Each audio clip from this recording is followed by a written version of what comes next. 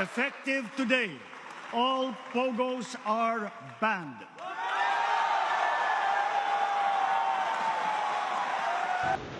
Magandang araw Pilipinas, isang masigabong palakpakan at standing ovation ang inabot ni President Marcos sa kanyang SONA 2024 kung saan isinaad niya ang pag-total ban sa Pogo ngayong 2024.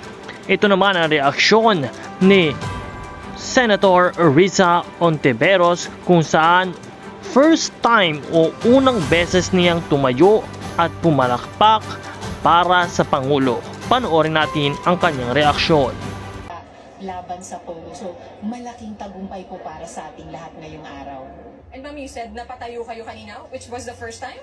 First time, I stood up to clap for the President.